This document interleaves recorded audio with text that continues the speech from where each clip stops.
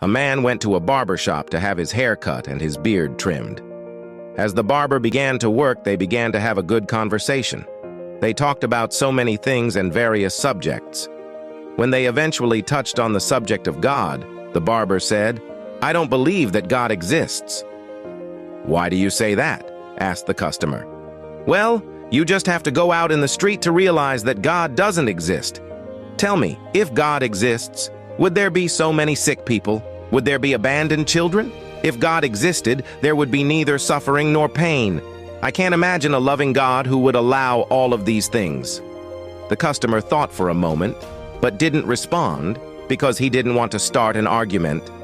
The barber finished his job, and the customer left the shop. Just after he left the barber shop, he saw a man in the street with long, stringy, dirty hair and an untrimmed beard. He looked dirty and unkempt. The customer turned back and entered the barber shop again, and he said to the barber, "You know what? Barbers do not exist." "How can you say that?" asked the surprised barber. "I am here and I am a barber, and I just worked on you." "No," the customer exclaimed.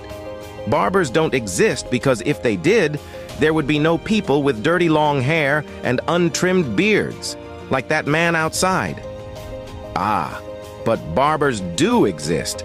That's what happens when people do not come to me." "Exactly," affirmed the customer. "That's the point. God too does exist. That's what happens when people do not go to Him and don't look to Him for help.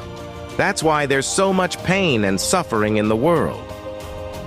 If you find value in this story, please like, share, and comment below.